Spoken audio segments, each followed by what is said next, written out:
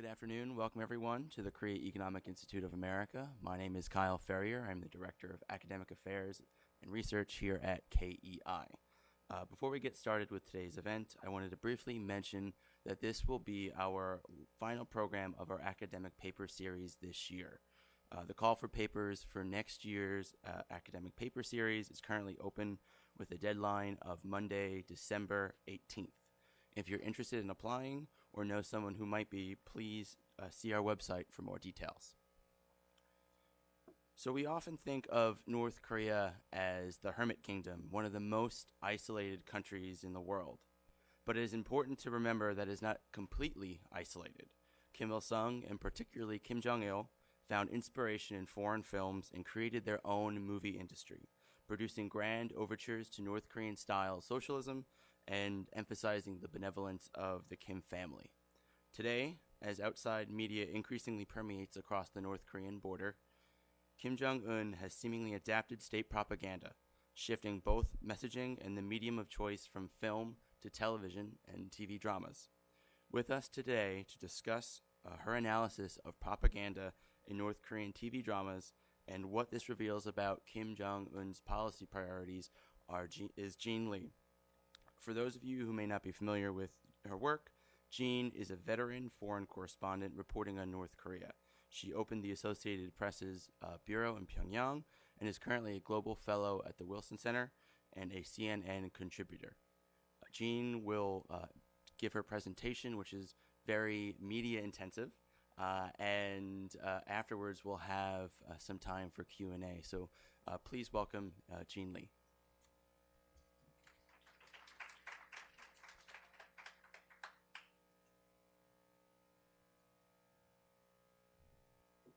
Thanks, everyone, for coming today. I hope that this will be entertaining, if not enlightening. And there are a couple people I want to thank. I want to thank Kyle and KEI for indulging me in this very unorthodox project, which was a lot more fun than looking at ballistic missiles. And to my assistant, Dazzle Yoon, who helped with the subtitles. We didn't quite get all of the videos subtitled, but hopefully eventually we will and be able to make some of those clips available.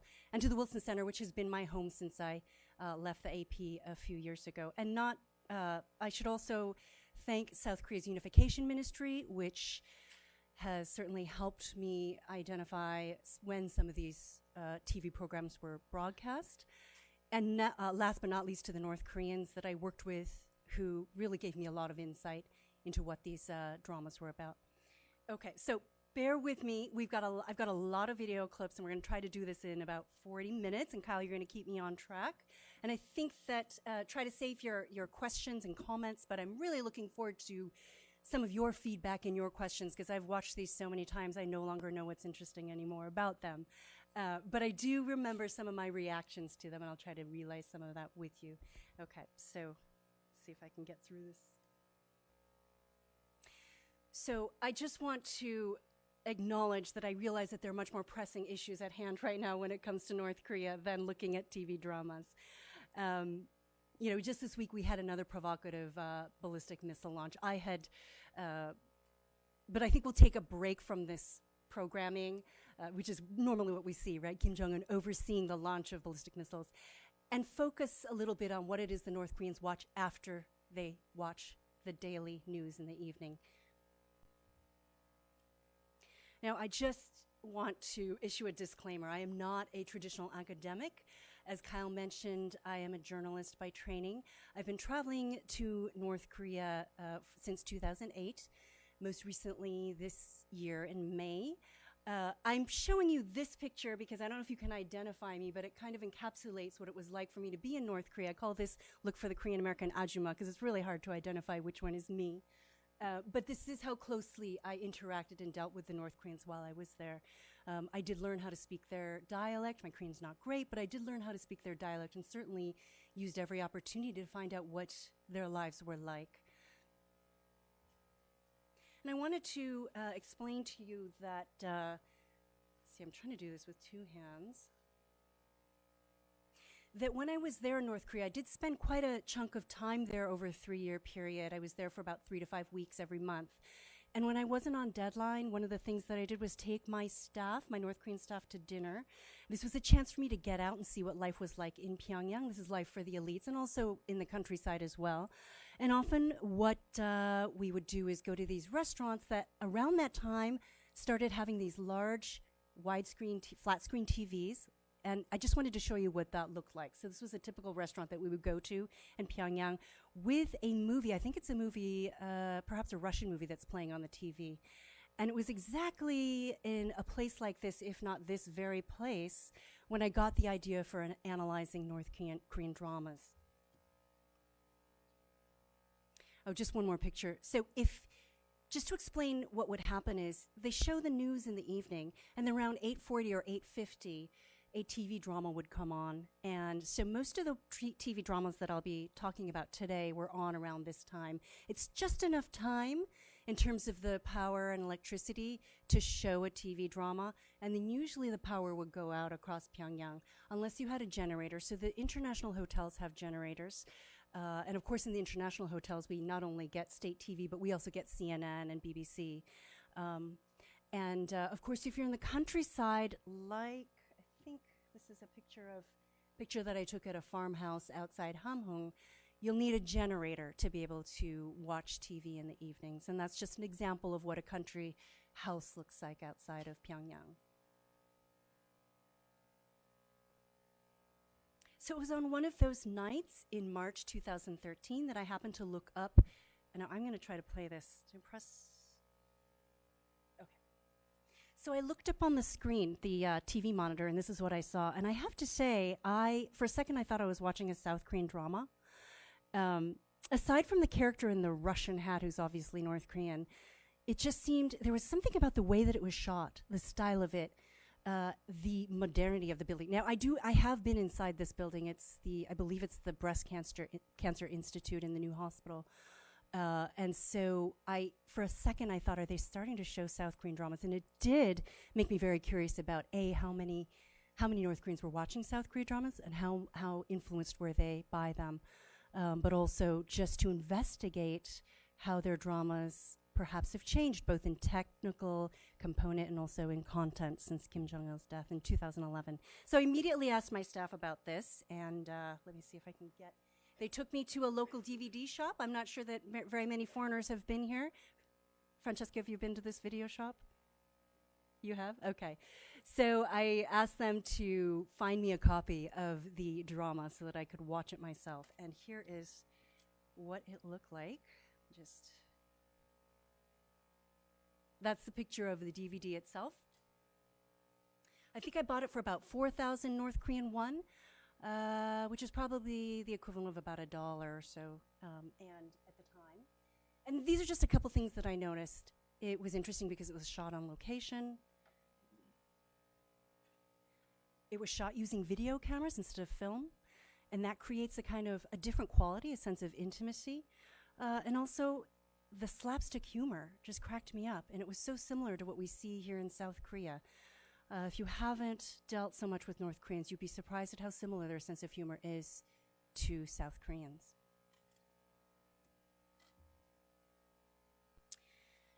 Now,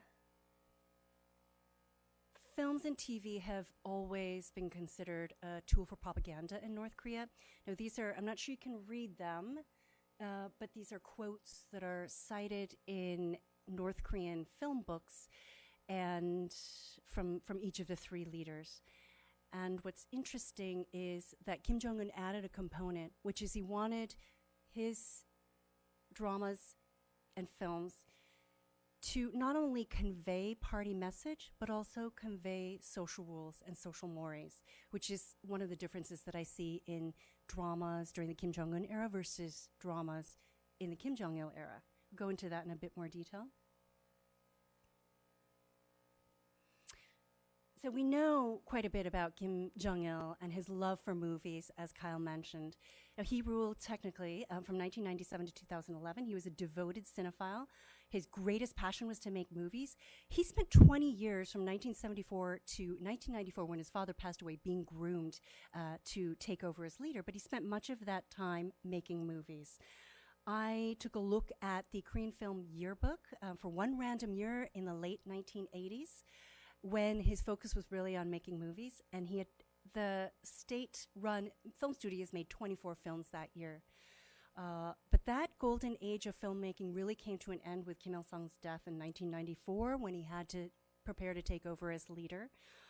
And in the years that followed, the state-run movies were really focused on establishing this new policy, military first, elevating the military, which was Kim Jong-il's policy, and also really enforcing a sense of loyalty to Kim Jong-il himself. So many of the movies have this particular plot. If you look at the movies, it's all about the desire to have your photo taken with Kim Jong-il. It's all about honoring and serving Kim Jong-il and putting Kim Jong-il as the father before your own family.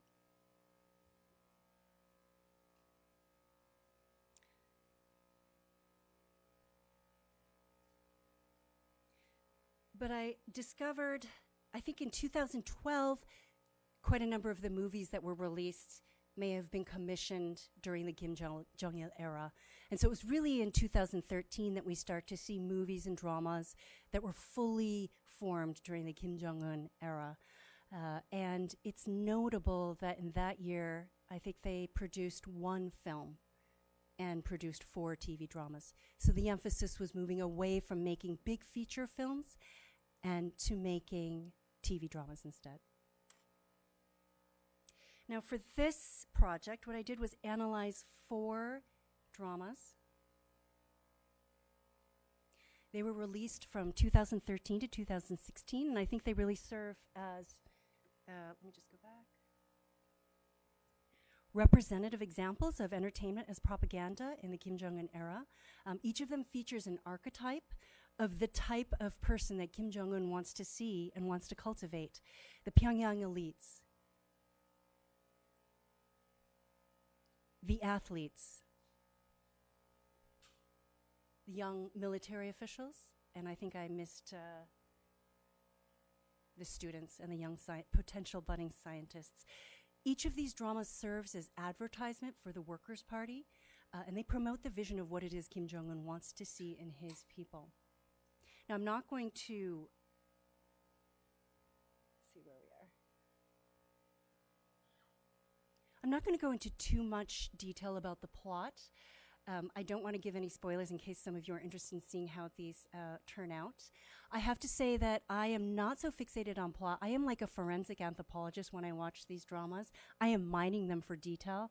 And so as a journalist, I'm really looking at what they tell us and what kind of details I can glean from these dramas to tell me something about North Korea today.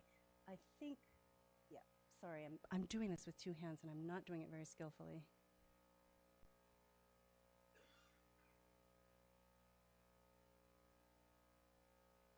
Some of the main differences that we see, that I've seen from the Kim Jong-il era and the Kim Jong-un era, as I mentioned, during the Kim Jong-il era, the military came first. There was a lot of emphasis on conforming to the status quo and encouraging through the movies for people to stick to what was standard. And obviously the importance of soldiers. We see a lot of movies about soldiers, a lot of military movies. But under Kim Jong-un, since he's ruled since late 2011. Really, we're starting to see his influence in movies starting in 2013, movies and dramas. The importance of family and community. This is a big shift from putting the leader first. Now they're saying, let's put your family first, put your community first. So this is a very significant shift in terms of priorities under the Kim Jong-un era. The importance of youth and the next generation. This is something that's really come through. Instead of a soldier, they're emphasizing that next generation. We'll talk a little bit about why that is. And also, this is really interesting to me, to think boldly and to think outside the box rather than settling for the status quo. This is something that comes through in all of the dramas that I've watched and I think is really different in the Kim Jong-un era than in Kim Jong-il's era. And as I mentioned before, these are not just entertainment. They really are propaganda. They serve to convey the party message and what the policies and priorities are. They explain to people what their social mores should be, their social etiquette, how they should behave. And they also serve as advertisement for the good life that awaits the politically loyal. and they wrap this all up in an engaging drama with marital spats and sibling rivalries and all the things that we love as human beings and respond to. It's another way to transmit the message, and probably one that North Koreans are more willing to watch than the propaganda that goes in one ear and out the other. Now, some of the lessons I've learned from watching these dramas on how to be a good citizen in Kim Jong-un's North Korea demonstrate loyalty to the party. And as I mentioned, Kim Jong-il emphasized military first, but Kim Jong-un has definitely tried to bring the party back into becoming the main sphere of power in North Korea. And using science and technology to advance national interests, thinking creatively and problem solving, and facing the continued economic hardships with a positive attitude. And you'll see all of this in some of the clips that I'll be showing you. Oh, didn't finish this slide. Okay. So this two-part drama, Our Neighbors, as I mentioned, it was released in March 2013. And it's about as close as you can get to a sitcom in North Korea. It's very lighthearted, full of comic moments, slapstick humor, and placed in a familiar setting, an apartment. Now, it's a loose remake of a 2000 series with the same name, but set to this new shiny apartment complex in downtown Pyongyang, the Changjeon Street complex. This was the first major construction project that was unveiled during the Kim Jong-un era, and I was there for that. And it was once it opened in 2012, it became the hottest real estate in town.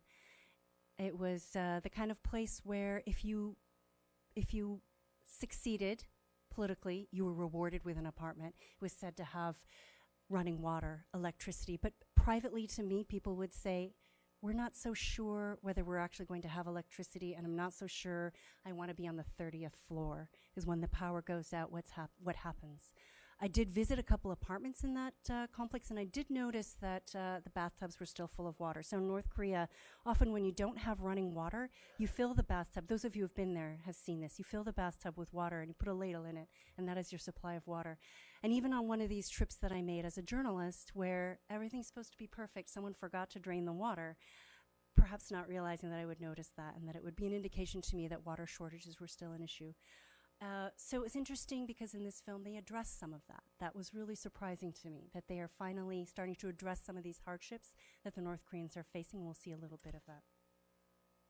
I'm just going to quickly introduce you to some of the characters here. I call these the Real Housewives of Pyongyang, bunch of really fashionable busybodies who are very flirtatious. I am just going to show you a clip of what happens when a new neighbor who's a truck driver arrives. See if I can play this. Now, I think I may have to narrate because I don't think it has subtitles. Okay, truck drivers are 안장 어머니 맞습니다. 오셨군요. 예. He says, "I've 예, arrived." 안녕하십니까. 그런데 웬일들이십니까? 명예병대 같이 쭉 늘었었어. He's quite a flirt. 재밌는 아저씨다.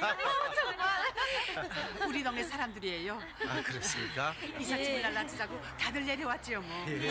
So she says, we've all come down to welcome you. 이삿짐이요? Where's your luggage? 경일아, 어서 내려놓으라. Asks his son to come out, get out of the car. 뭘 꾸물거리니? 인사해라, 동네 어머니들이다. 안녕하십니까? 제 아들입니다. 식구가 이게 다예요. Is this 우리 all your family? 둘입니다. 아주머니. 없습니다. There's no wife. I have no wife. 아 없으니까 없는 거지요. And she says, why not? If I say there's no wife, there's no wife. 호랩이다야. 어쩌다 저렇게 됐을까. 키도 크고 미고. He's tall, he's good looking. 다야. 왜요? 혈압이 그렇게 궁상스러우면 Why am I raising 죽음이라도 your blood pressure? 서주겠습니까? 없죠 뭐. 그래 아저씨는 어떤 여자가 마음에 들어요? What kind of lady do you like? 아주머니 같은 여자. A lady like you. So really flirtatious. It's really surprising sometimes to see this side of North Korean culture. Okay. So we know that we have the plot here. Let me just go back and explain the main character. She is the elevator operator. So a lot of times in North Korea, just remember that the elevator is still somewhat of a novelty. They don't have regular electricity. So most apartment buildings do not have elevators. So this in that year, 2013, would have been somewhat of a novelty. So just keep that in mind. Generally speaking, buildings with elevators, you have an elevator operator. I think it's really interesting to base a character around an elevator operator because she's somebody who sees everyone going in and out. She knows exactly where everybody is. And in some ways, I think this is a way of addressing the kind of constant surveillance that North Koreans undergo or live with. And we'll get to talk a little bit more about that. So she is a single woman.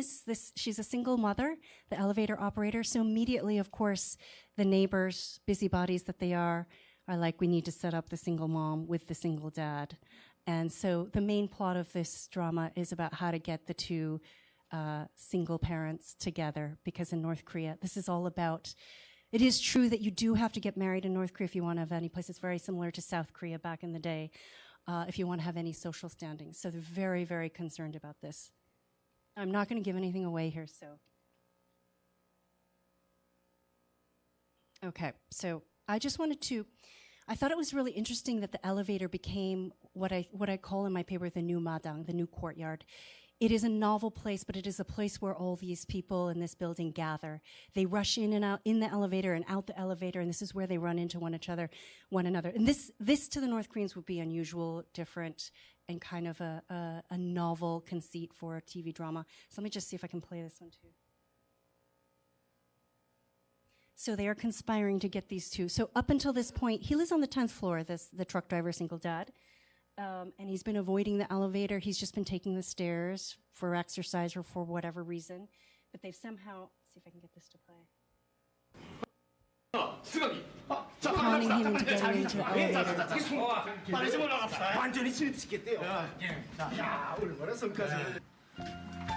Not happy about this. Not happy about the matchmaking. 자, 이거 시간 없는데 빨리 갑시다.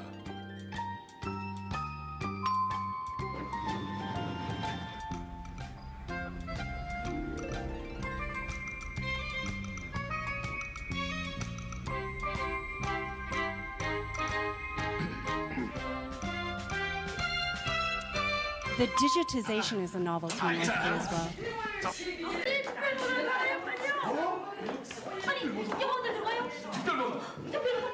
Okay. So the next, just for continuity's sake, I'm going to show you what it is they're crowding into this apartment to watch. And this is the evening news broadcast in December 2012. Let me see if I can get that up. I thought this was really interesting.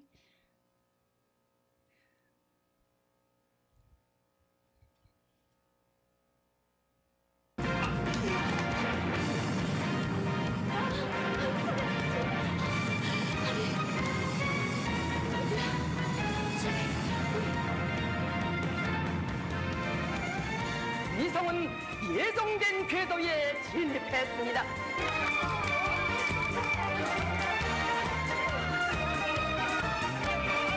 So if you notice, they are somehow caught holding hands here.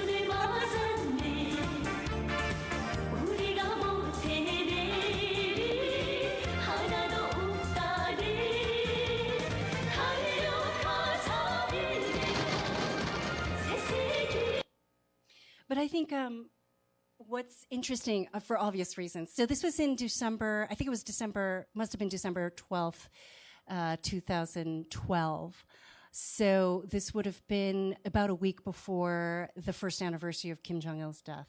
This is important to keep in mind now because we had a ballistic missile launch earlier this week.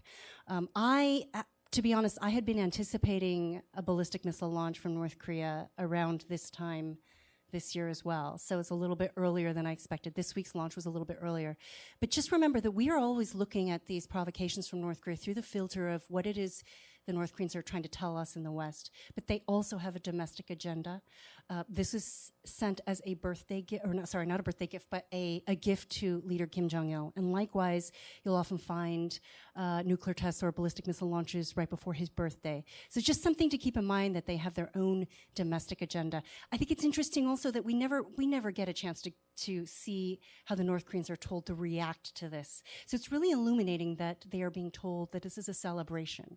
This is something that you're supposed to get up and dance around the house about. So very clear that this is a party priority. This is a priority for the Kim Jong-un regime. So just interesting to see that kind of, the way that that's portrayed in, say, a Pyongyang apartment building. Let me see, where are we now? As I mentioned, these dramas are really also about advertising the good life, trying to really induce the North Koreans to carry out the party's policy so that they can get the rewards and the perks that come with people who are politically loyal. So the opening of it was pretty astounding when you watch this. Let me see if I can get just this opening clip.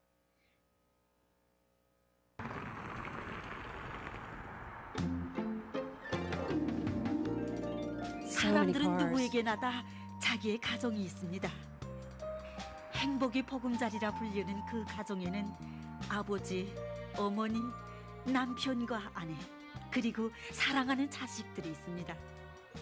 그런데 가끔 어떤 가정들에서는 자그마한 말다툼이 집안의 화목과 이웃들의 마음속에 그늘을 주는 웃지 않을 수 없는 일들이 벌어지곤 합니다. 생활이니까요. 우리의 이야기도 역시 웃지 않을 수 없는 그 생활에서부터 시작됩니다. It's really showing off the showcase capital. I think I've got another one here. Inside the pub.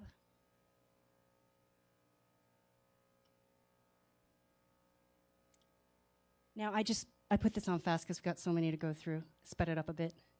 But I just wanted to show you. Yeah, this is one of the most popular pubs in Pyongyang. Generally, foreigners are not allowed to go in here, but I will show you a picture that I took.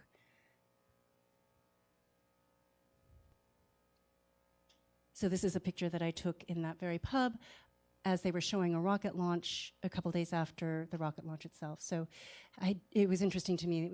I did happen to get into that pub, and I spent a lot of time there, frankly.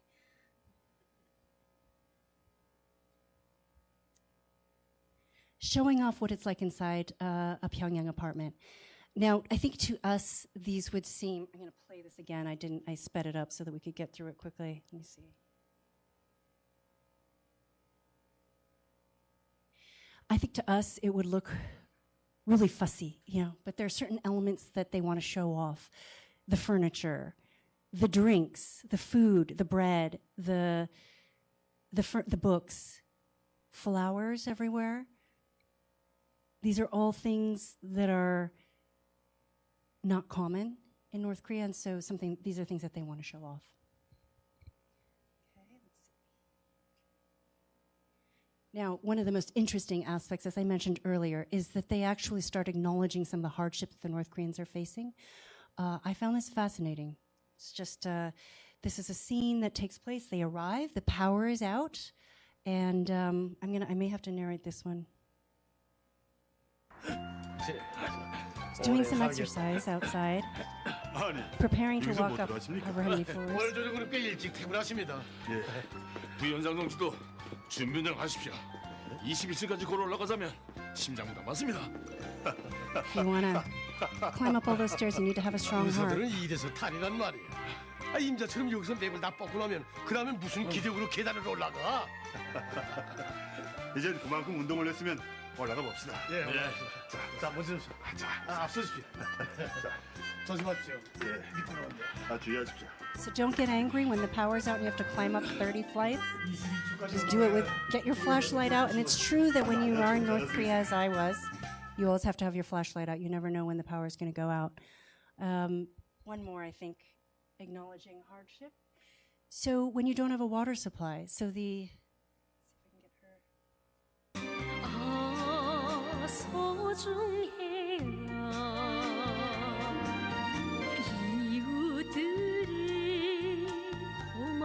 So really lionizing the neighbors who help the other neighbors out by lugging their water up pretty floats.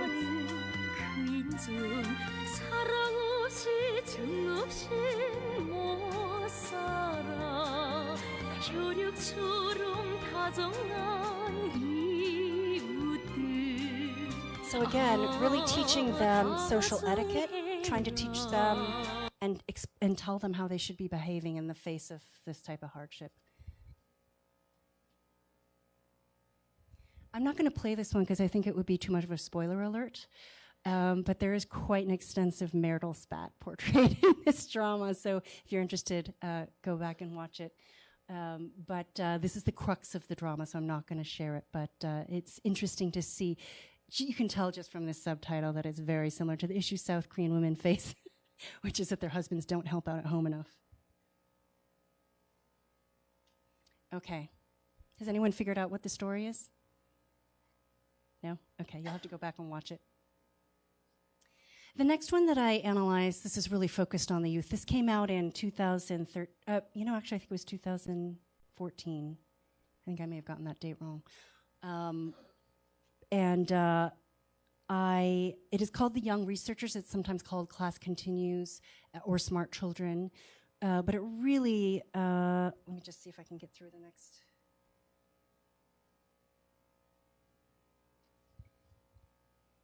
Highlights this priority that the regime is placing on the next generation. Just remember that Kim Jong-un was about 26 years old when he took power. He was very young. And if he wants to rule for generations to come or for decades to come, he really has to have the young people as his power base. So a lot of effort spent toward wooing the youth and that younger generation. Some of the tools that they're using are science and technology, computers, gadgets. Kids love gadgets everywhere, including North Korea, and sports, which we'll get to later.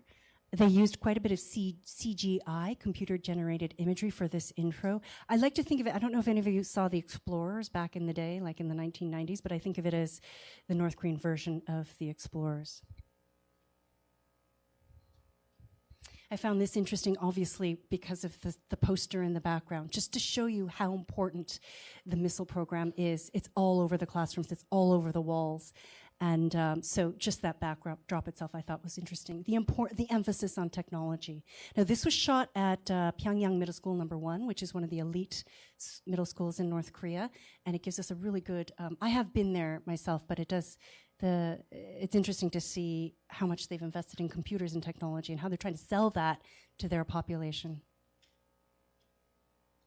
This is a really interesting scene. Let me see. This is a character. She's a math genius. They call her the Encyclopedia, Miss Encyclopedia. But she kind of represents the old school way of doing things in her head. 10949.223. 됐어. 이쯤 오면 청송이 내가 따라오지 못할 거야. 새별아, 전보남성 경기에서 청송이 안 되셨을 땐 정말 서기 알아랬지. 하지만 이번 텔레비전 과학완성 경연에선 오림도 없어. There's a competition that the students are preparing for, science competition. 아직 만족하긴 일러. Girls against the boys, trying to. 암살로 환상 경연에 나가. And this is the interesting part of it. There's a very mischievous character. Every one of these shows has a mischievous boy in it. 이쪽으로. 48,194 He's 곱하기 using a drone. 21,574 나누기 10,50분의 2.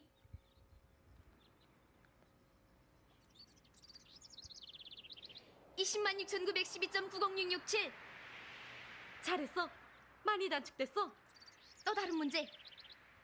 226의 3분의 1제곱 곱하기 713의 5분의 1제곱분의 1.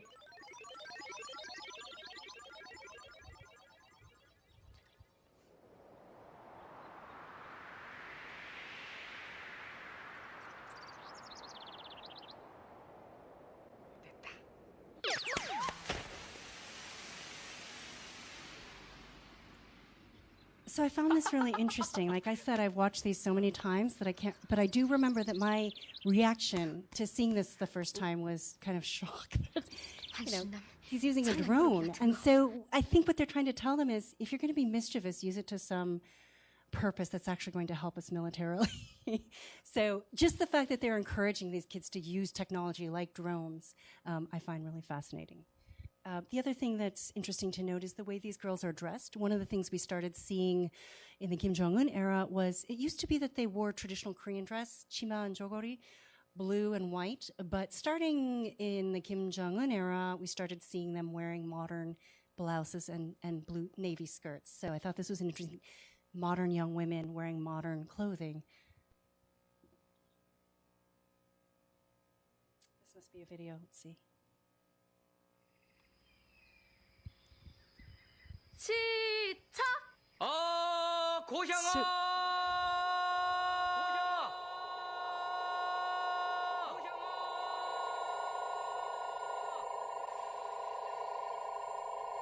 So the gadgets.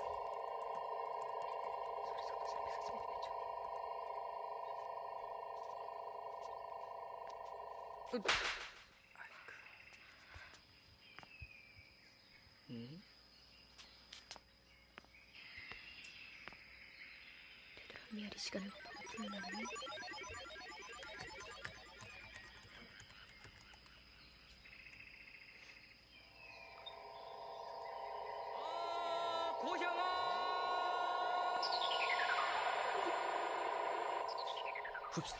So 거리는 255m. 뭐 조성호. So she's kind of using the old school method, right? Calculating in her head. But Jong-sung 정성아! is using technology. I think this guy's a... 청성 덕문화에 기겨냈으니 어디 수납 넘어가 대답해봐. 이번엔 줬지. 뭐? 진리의 기준은 실천. 뭐? 우리가 이겼다! 만세!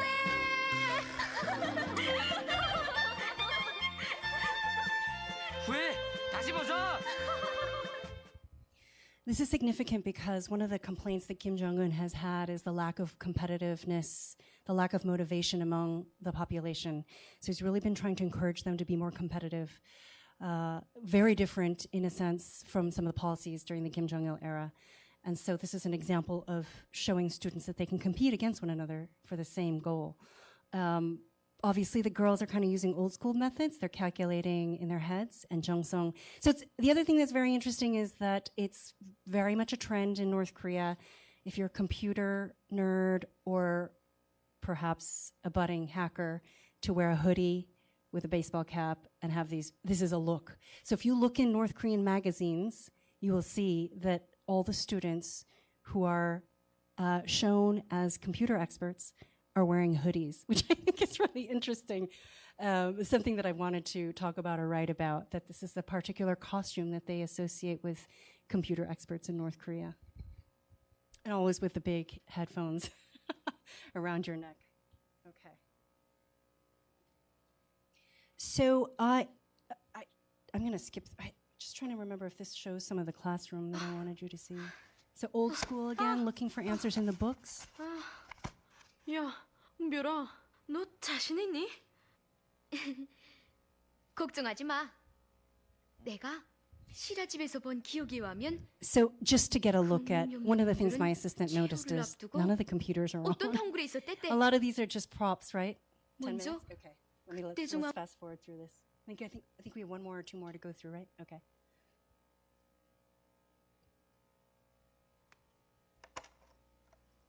This is Sunnam being really naughty. He decides they figured out how to extract sound from inanimate objects, and he decides he's going to go into the computer room after the girls were there and see what they were saying about him.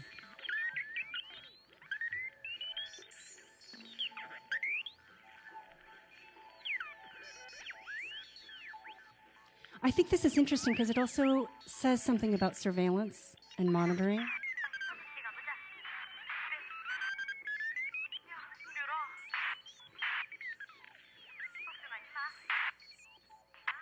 Anyway, what he discovers is that they're making fun of him behind his back. I'm going to fast forward through because we've got a lot more video to go through. But I'll just tell you quickly what the plot is. They decide there has to be a patriotic element because in this particular drama, they want to show that you can use technology to honor the party or honor your history. And so what they do is go into a cave where patriots camped out during the war and try to extract their voices from. from the rock. So it's a completely far-fetched idea, but just far-fetched, I think, for something that like this, which would be the equivalent of an afternoon special for us, or after-school special for us. Okay, so I'm going to move on. The next drama, small playground of a primary school, really we would call it a soccer field, focuses on sports. This is a 3-part series, and this aired, I believe, in 2014. Sports, as I mentioned, is another key focus. This is something that the young people love, and that Kim Jong-un, as you probably know, has invested quite a bit of money into in terms of building skate parks, swimming pools, skating rinks. Now, the lead, this woman on the right, she is a professional soccer player, Sun Hyung. She's a star of a professional league. But it's not about her glories on the soccer field, but actually what happens to her after she suffers a career-ending injury. I think she really serves as an archetype for the modern young North Korean woman in the Kim Jong-un era. She's very accomplished. She's ambitious. She's clever. She comes to school with these bold new ideas. She uses technology. She uses the computer to try to inform her methods. Her methods are really unorthodox. They sometimes rub the older teachers the wrong way. And I really see, it was very interesting. I saw her as a kind of proxy for Kim Jong-un himself. This is one way for him to show his people that he may be young, he may have some crazy ideas, but that he is their friend, and that he is somebody who's going to be able to lead them into the future. So let me just see if I can get. This is what she arrives. She arrives in her hometown to a motley crew of kids. 역시 명성이야 쩌면 어디 차봐 나도 차보라. 으쌰. Okay.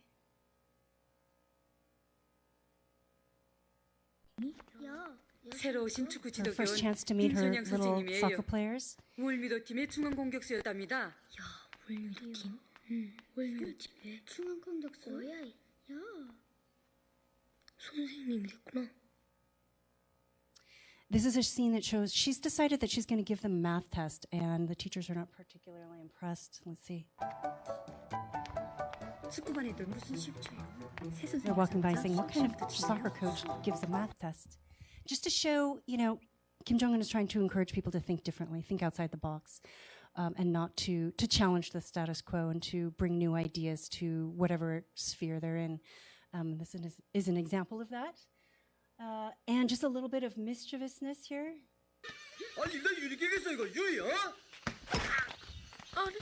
Full of comic moments like this. Now, this is one of my favorite scenes because this kid is so mischievous. But this is and I think this is so invaluable to be able to get a peek at what life is like in a rural countryside home.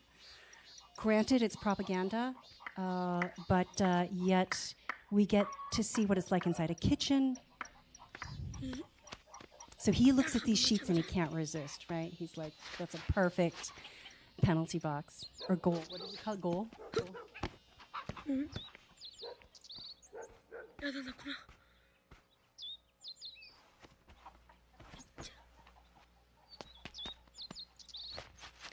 Every single one of these dramas, as I mentioned, has a mischievous boy. And I just think it's...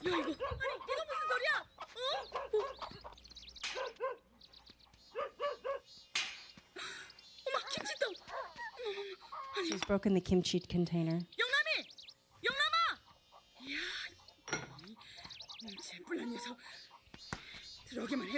Just try to come back. So also gets us inside offices. So this is a barber shop. Okay, I know we need to get through these. I think soccer is a brilliant policy objective for the North Koreans, or policy priority, because it costs very little, and it can feed a whole generation of dreams.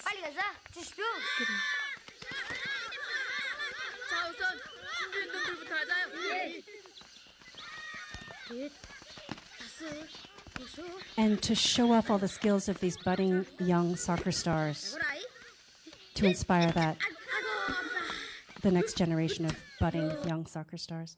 Let me see, I think the other thing that I really like about this drama is that they show a little bit of a flashback from her childhood and show that girls can be soccer players too.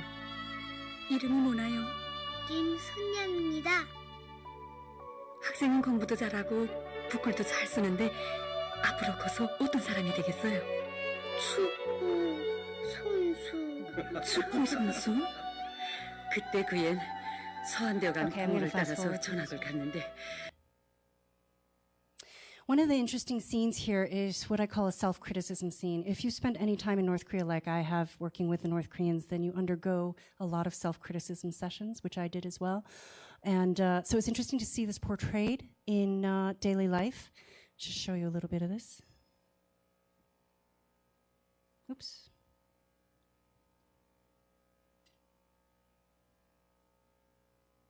Oops. What am I doing here?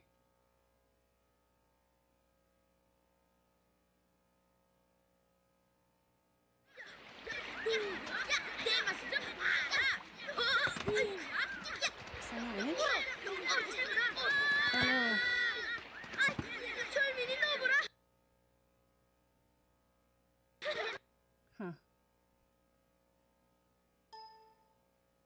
Okay. I'm not sure we're going to get that one. Let's try it again. Because this one's actually really good.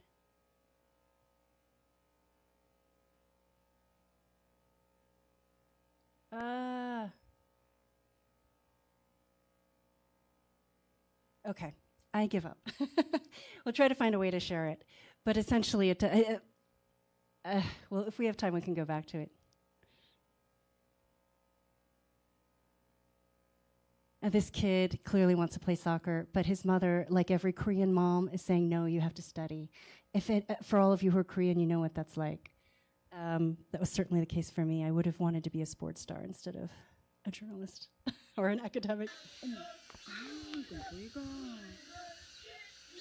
이거 미안한데 우리 용남은 축구 안 시키겠어요. So he says he's not going to play soccer anymore. 영남이야 축구 선수 전망 있는 아이예요. Okay, I'm going to fast forward through 아무 this. 선생님 생각이고. So the coach actually makes a plea, goes to the mother's house to try to convince her to let him play soccer. And this is a crucial scene here. 영남이 어머니 영남일 축구반에 다시 내보내주세요. 영남인 절대로 축구반에 못 내보내요. 선생님, 우리 영남일 좀 제발 건드리지 마세요. Stop bothering my family. 겨우 공부에 취미를 붙일까 한 애들 왜 또 거기에? 야, 정말. 영남인 축구로 성공할 아이인데 도대체 뭐 때문에 계속 반대합니까? 글쎄, 축구하면 할 수도 있겠죠.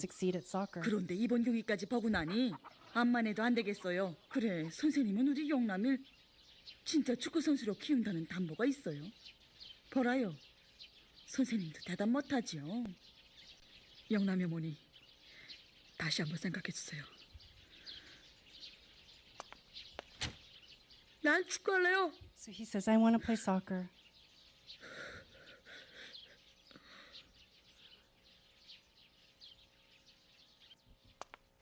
So he does what kids do everywhere. He packs up his stuff. Totally misunderstood. Parents don't get him. Oppose him. So he takes his soccer ball and he leaves. He runs away. So it's really interesting. Now, maybe I'm making a leap here, but almost every one of these dramas features somebody running away. I'll show you another scene of somebody running away. And I cannot help but think this is a kind of allusion to defection. I just have a chart here. The number of defections went up so much, I think, during this period when Kim Jong-il was in power and was really enforcing this policy of putting the state before your family. And one thing that I've seen in the Kim Jong-un era is more of an emphasis on putting the family first, trying to reestablish some of those family ties. We certainly see that in some of the way that they've addressed defections today, which is to bring out the families of defectors and try to appeal to them emotionally, try to rebuild those connections. So I am making this leap. I don't know, perhaps I'm going too far, but I can't help but notice that almost every one of these dramas has a character who runs away.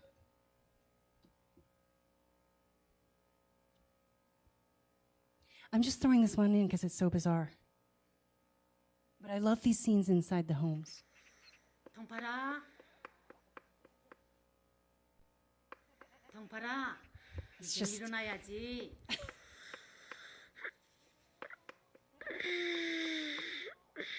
응?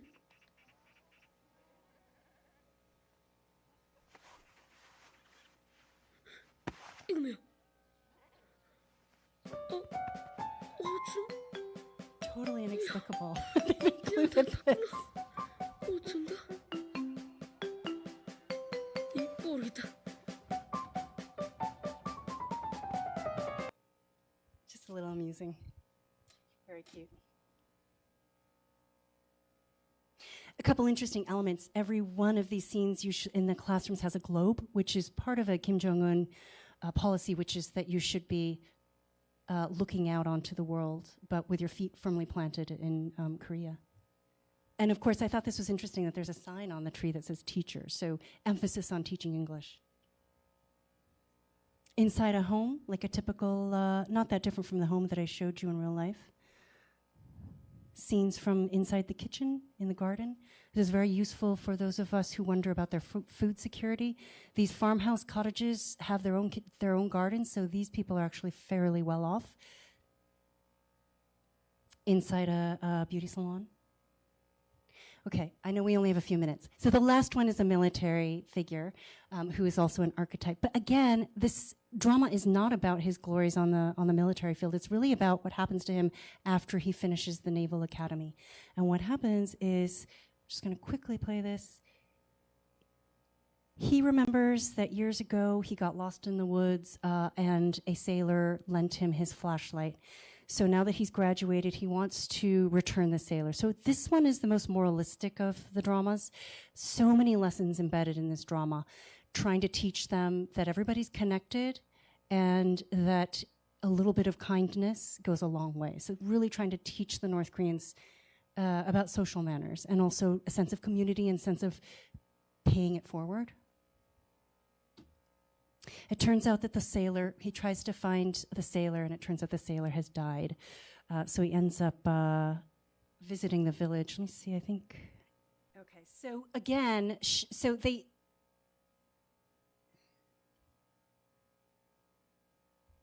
He makes a detour to Pyongyang where his parents live. It's his first time visiting the capital, but it's really just a vehicle for showing off the good life in the capital. Let me see if I can play this. Very common in homes to have the military uniform hanging like a display or a decoration. The fashion, these are like the most fashionable scientists I've ever seen. I just wanted to mention something here, the color. It's really noticeable in the dramas, the sense of color, because if you look at the Kim Jong-il era movies and dramas, they're very drab. It's all those military uniforms, right? So I think that this return to civilian clothing was really welcome in North Korea. I know it was welcome among the people that I worked with. I did see a lot of military officials who were very keen to get out of their uniforms and into suits. So this color is really notable. It's a way of telling the people that you can be fashionable again, and that you can show some individuality and you can be stylish again. So can we go one back to the subway, the one before this? Are we able to play it? No, before this? Sorry, Kyle, I know we're running short on time. 말 좀 물읍시다. 예? 미안하지만 여기로 가자면 어떻게 가야 합니까? 저 평양이 처음이에요. 부모님들이 작년도 이사 와서 처음입니다. 전퍼자요. 광고 너구나. 우리가 살던 아파트구나. 예? 마침이구만요. 먼저 저기 가서 지하를 타십시오. So he's such a country bumpkin. Just like talking about the subway. 그 다음엔요? 그 다음엔 승리역에서 내려 무게도 전차를 타야 하는데. 무게도 전차? But this is just an advertisement for Pyongyang. It's 한두 마디 like 말로 showing off the showcase capital. 들을 수 있겠어요. 저 일단 윤광역에 들어가서 사람들한테 물어보세요. 알았습니다. 고맙습니다. 예. 평양이 처음인데 꽤 찾아갈까요? So again, kind of a lesson in how to behave, 가지고 제지 못 찾아갈까 봐. how to treat strangers. 어마이고, 어머나 정말. 야, 저 군간동무. 야, 내가 전해주고 오겠어요. So you've got digital, you've got Metro cards. So all of this is basically advertising. You know, the high heels, the new subway. I mean, this looks a lot like a Seoul subway car, doesn't it? Sorry, except it doesn't have advertisements. Plastic surgery advertisements. 이걸 주고 가면 어떻게 합니까? 내가 그만 나 때문에 정말 미안하게 됐습니다. 저도 그쪽으로 가을도 있고 했어. 그렇습니까? 임리군대 아저씨 여기 앉으십시오. 빨리요. So teaching etiquette. 영훈아. 애들이 참 기특하구만요. 예. Okay. Let's see if we can play the next one also. This is another, not the, let's go to the next one after this. One more? One more? Okay, let's see if we can we'll watch the flashback to... 무슨 일이에요? 이상한 아이예요. The story is this guy reminisces about the time when he was a kid and he ran away. 가자. 잠깐만. 이 애를 저에게 맡기세요. 자, 단물이랑 마시면서 먹어. 너 집에 없니? 도망쳤어요. 집에서? 평양이 배고파서. 다 봤니? 너 다니지 말고 빨리 집에 가렴. 아버지랑 엄마랑 얼마나 걱정하겠니? 나도 평양에서 살고 싶어요. 철배 동상이랑 대장이랑 매일 보면서 말해요. 너 이름이 뭐가? Okay, so another running away scene. And showing that the kindness of strangers can compel you to return home. Okay. I think we'll skip this. This is just a train ride. This I thought was really interesting. I'll just quickly play it. Nope. Play this one. Someone's controlling it in the back, right? This is pretty short. She's a telegram messenger. 할아버지! 우편통신을 치네구만. 여기 계셨구만요. 첨보가 왔어요. 안녕하십니까? So I guess the reason why I found this compelling is because when I was there, I had to wear an armband as well that said Gita, journalist. And so they have a lot of ritual associated with costume and whatever your role is. So I thought that was interesting. Moving on, I can't remember let me just see what this video is. Can you play this one also? Okay, so more mischievous children. This one's particularly charming. With the goat. A little bit of a glimpse of rural life. Obviously, the cattle in North Korea are generally workers. They don't eat them. They're meant to work. Goats are their main source of soy milk, goat milk, protein. Again, we've got mischievous boys. She's really frustrated with her mischievous boys. And he says, I've raised 9 of those mischievous boys. So there's a big push in North Korea to have bigger families. So this is part of that campaign. Okay, we're almost done here. One more. Can you play this one also?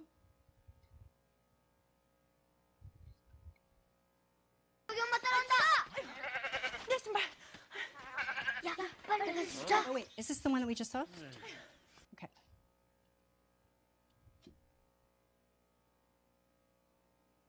And I think this is the last one. Okay. So, let's see if it plays.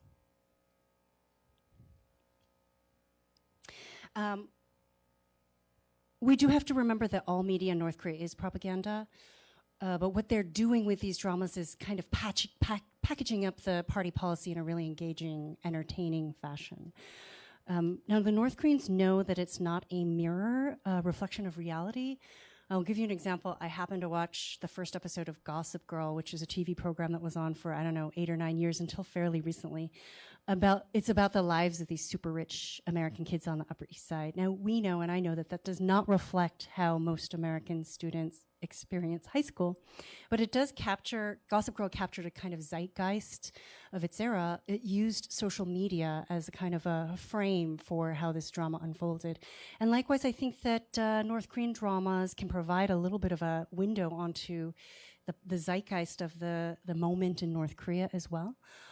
So I think that they are really useful to mine, like I do as a forensic anthropologist, for details and information that might shed us some light on what North Koreans are thinking, what they want, what it is they want their people to want. I've given you the Cliff Notes version of these videos, and I hope that you'll try to watch them yourself and perhaps use it as fodder for research and analysis as well. Now, as I said, I bought most of these myself. They're not easy for people to buy. They are not meant for foreign consumption. They are meant for domestic consumption, so they are not translated into English. You'll notice that there was nothing about Americans in these, really. So some of that really overt anti-American propaganda that we see that's directed that we see in state media is not present. These are really purely meant for the North Korean population. I want to mention two things. First, that there are two developments recently or in history that have made it very difficult for us to access North Korean state TV. One of them is the national security law in South Korea, which prohibits South Korean citizens from accessing material on North Korea. So if you're South Korean and you want to watch these, what you have to do is you have to go to a library that's maintained by the Unification Ministry. You need to register. It's like a multi-step process to register with the government so that they know you're there. And then what the Unification Ministry does is download them. They tape all the evening broadcasts and they put them on DVD. And you watch them at the library. You can't check them out. So it's a very strict and somewhat limiting process. You can actually find them online, but it is illegal for South Koreans to access them because of the national security law. Now, there has been some noise here in the U.S. about U.S. Treasury sanctions that also are starting to restrict our access to some of this material. I think there are some people advising the U.S. Treasury Department who think that it would be better to block all of our access, or they're not thinking about our access. They want to block North Korea from disseminating propaganda. But I have to say that for people like me, journalists and researchers, it cuts us off from a crucial source of information. So I know that there have been some researchers who've made a stink about this, and I would also like to throw my voice in and say, this is useful material for me. I use this in my research to try to understand who the North Koreans are, how they're living, even if it is propaganda. So just keep those issues in mind when you look up some of these videos. Dramas are an underutilized avenue to understanding who the North Koreans are, and I realize, as I said, it's propaganda and it's light entertainment, but there's so many interesting details that you can glean from these dramas. And but that said, I hope that I've just kind of piqued your interest and that you'll go. Now, one of my students is here, Sarah. She's been in some of my classes. I do teach, I was teaching classes in South Korea on how to read North Korean media, and certainly watching movies and dramas was part of that assignment. I can't remember what you analyzed, Schoolgirl's Diary, right? Or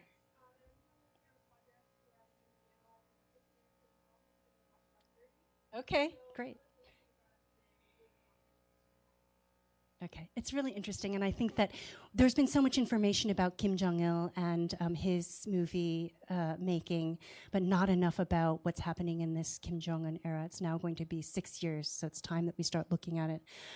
If you're interested in following along, I just put my website up there. If you're interested in following along to some of the research that I'm doing, please take a note. And with that, thank you so much. I'm sorry we went way over time. And was there, I think we got all the videos in that we wanted to watch. Okay. Great, thank you. So I hope you'll have some feedback and questions because I want your questions to inform my research as well.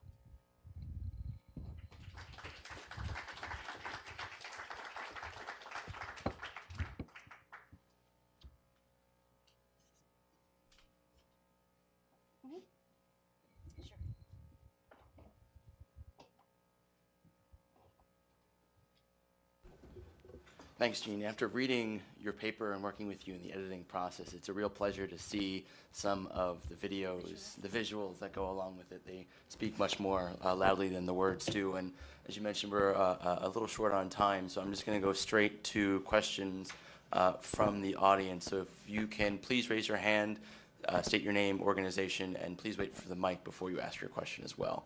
Ambassador King, 1, 2, and 3. We'll take them in as a triplet. So Ambassador King first. Thanks. I'd be very interested in your comments on what you see in North Korean dramas that shows some effect of South Korean drama. I mean, there's a lot of discussion about the pervasiveness of access to South Korean drama in the North. And what do you see as the interaction between that availability and what the North Koreans are doing and trying to do? To be honest, I never saw any. Oh, you want to take Yeah, the we'll other take them questions? in. Okay. Yeah. So the second question, please wait for the mic. Hi, I wanted to ask about some of the things about the apartment building. In some of the movies that I've watched, as well as the drama that you presented, there were like people like truck drivers, very kind of at least in America and even in South Korea, those would not be considered high-class citizens. So in Pyongyang, do people like that really live in those kinds of areas? And also, I've noticed, like you mentioned, the scenes where people run away, or in some of the films that I've watched, people will very suddenly decide they want to go to Pyongyang or some other city. However, I've heard there's a lot of travel restrictions in North Korea. Is that exaggerated, or are they just skimming over this part? And the third question. Patrick? Hi, Jean. Thank you. This is a great presentation. I've got a similar question to Ambassador King's. With respect to the North Korean dramas, do you get the impression that these have been able to provide enough entertainment value for the North Koreans that it's displaced some of the South Korean dramas that we've heard so much about in terms of penetrating North Korea over the years? Okay. So I have to admit that all the time that I was in North Korea, I never saw a South Korean drama. So, of course, we're hearing from defectors that they watch a lot of South Korean dramas, but I never saw any myself.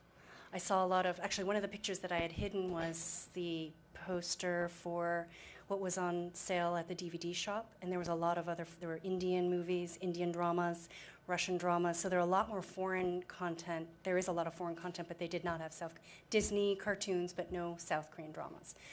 That said, I think just by looking at the dramas, it feels to me like they're influenced by South Korean drama, so somebody's watching it.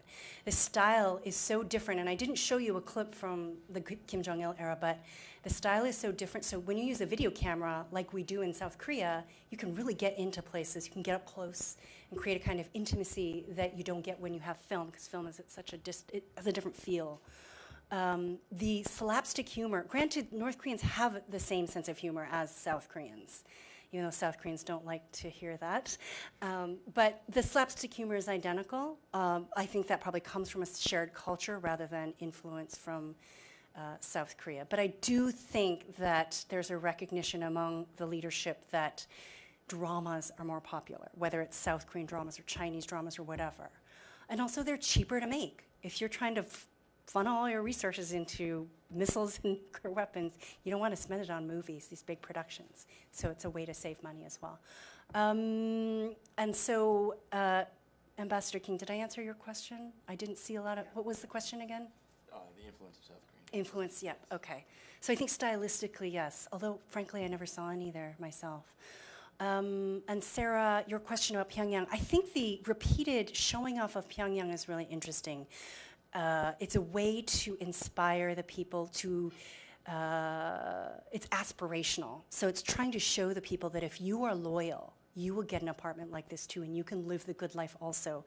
It is true that to travel or to live in Pyongyang, you need permission. It's not like here where you can move from place to place. There are checkpoints all over the country, so technically you can't, I mean, even for me, if I wanted to go to certain cities, I had to apply for permission. But if you do well politically, you can get to Pyongyang, and that's what they're trying to inspire the people, or try to lure them with in these dramas. They show the good life. It's like pure advertisement. In terms of, and they're by showing like a truck driver, a music teacher, the Pyongyang proletariat, it's showing that anybody with any profession can be politically loyal. It doesn't matter, you can be a factory worker.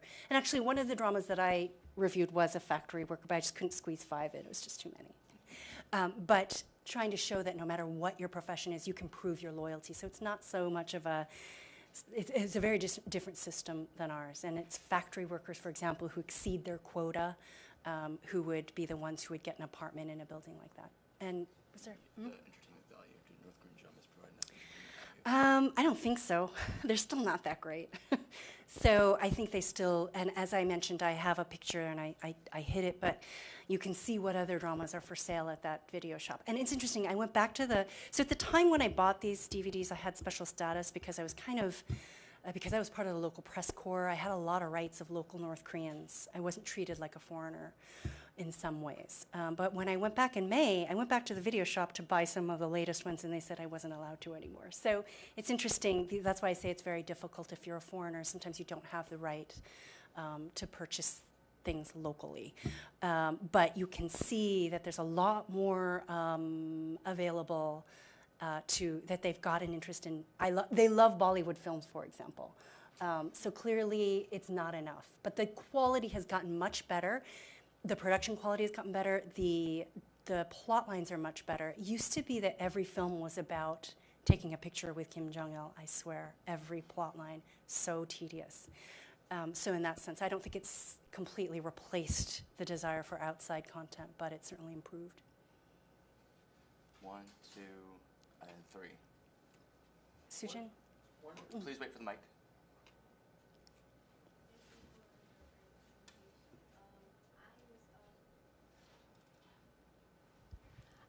Of the things you mentioned, I found the runaway theme particularly interesting.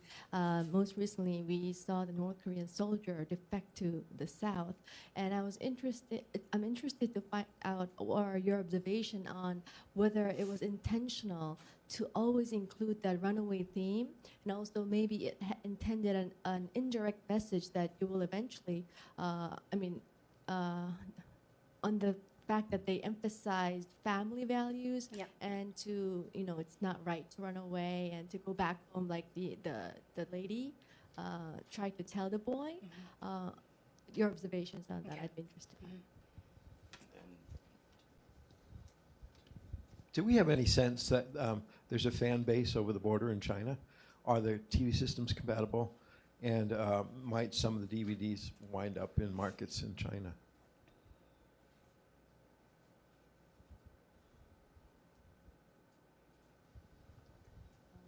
Thank you. And another question that I had was, you said that the main audience of these dramas are the elites in Pyongyang, and I was wondering, what is the dissemination within North Korea? Do people in the rural areas where a lot of these scenes seem to be filmed, they also get to watch it, or is it really more towards people in Pyongyang? Okay, so no, these dramas are shown on state TV, so they're not just meant for Pyongyang. Pyongyang has two other separate channels that are just for Pyongyang, but these dramas are shown on the state-run channel.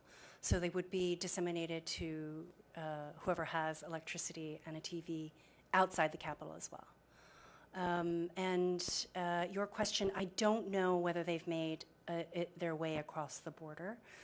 Like I said, they are not available with subtitles.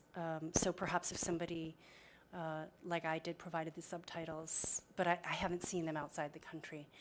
Did you have an additional question? No.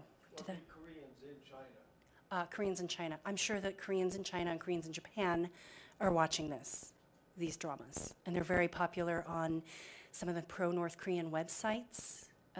So they're made available, and that's where I watch them as well. And Sujin, to your question, yeah, I think that the runaway scenes are fascinating. I think it merits more investigation.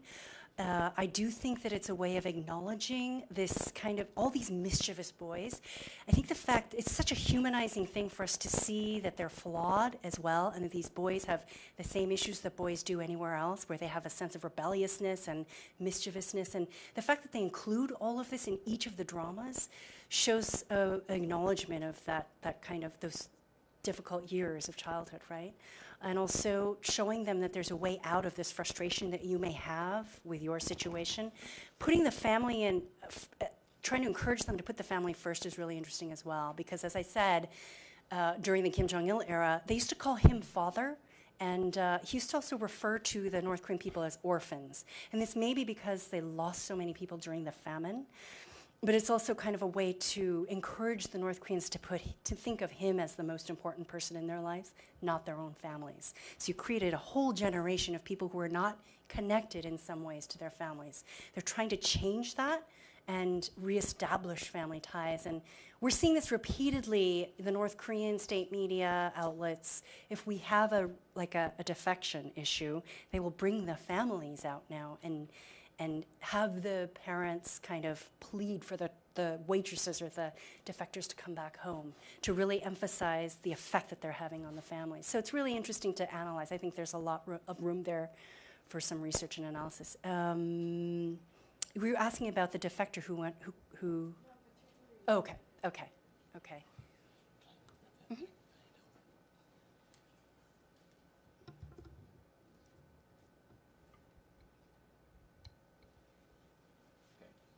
So, 1, 2.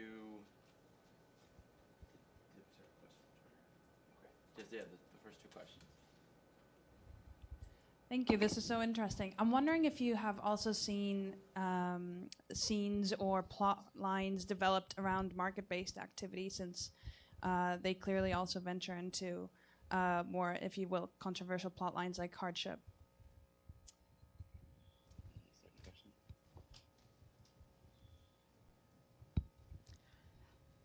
Thanks, Jean, for a great presentation.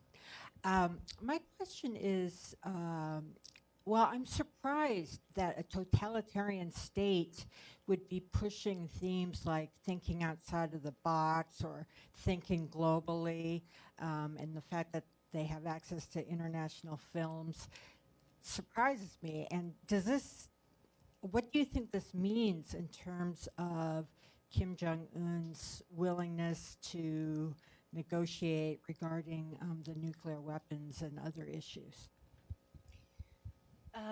Okay, so regarding your question, I have to think. I don't think I've seen any dramas about the marketplace. These are largely shot in these showcase projects. And so that is probably not, unless it were, I'm just trying to think if there are any supermarket scenes. There are supermarkets and places that sell consumer goods, like that pub that we saw, but these are all showcase projects. I can't remember seeing one that takes place in a market, but I will watch out for that. That's an interesting question.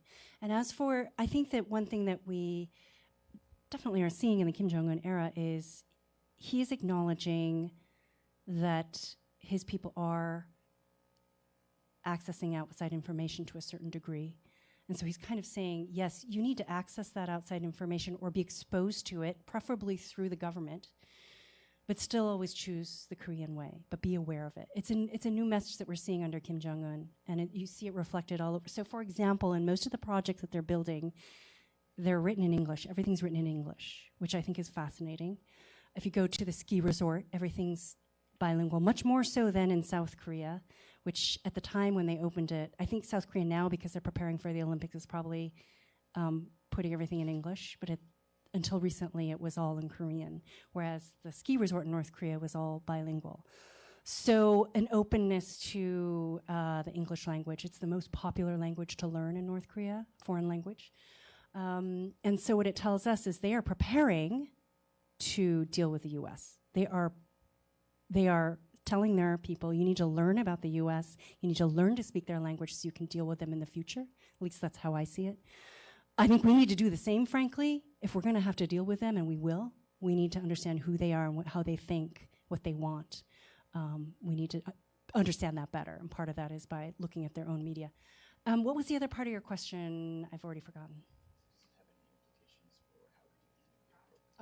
Okay. But yes, there is a lot, and so there is much more foreign content in North Korea than you may think. I will mention that there is a new channel that was restored or reintroduced when Kim Jong-un took power. It's an educational channel. Once a week, they show English language content, English language lessons, and English language programming, including Disney cartoons. So it's illegal to show American movies except Disney cartoons. So there is some foreign content, and there's a lot you can learn about America through a Disney cartoon, to be honest. So there are different avenues of information for them. Probably more information than we have about them. We have time for one last question. Yes, right here.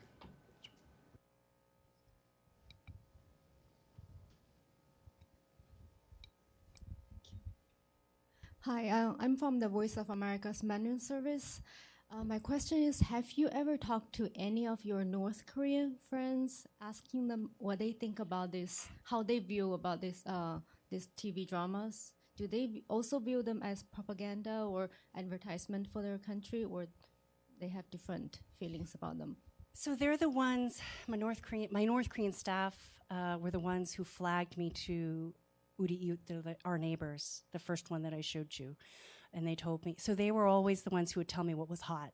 Like, this is what everybody's talking about, and insisted that I buy it and watch it. So yes, they were really excited. This was, like I said, it was the first drama that came out during, that we would consider like a Kim Jong-un era drama that really encapsulated kind of the policies that he was pushing, and also in terms of feel, the location and all of that. It wasn't shot on the Korean Film Studio set, like most of the Kim Jong-il movies. It was shot on location. They were really excited about it. It was definitely, along with, say, the Moranbong Band at the time, something that the people were talking about. Do they see it as propaganda? Yeah, but it's kind of like, it's like I said, I mentioned Gossip Girl or any of these other shows. We know it's not reality, but we want to be entertained. We kind of want to be taken out of our dreary normal lives and see something that's different from our own, and it's the same for the North Koreans. That's unfortunately all the time we have for today, but please join me in thanking Jean for a great presentation. Thanks everybody for coming today.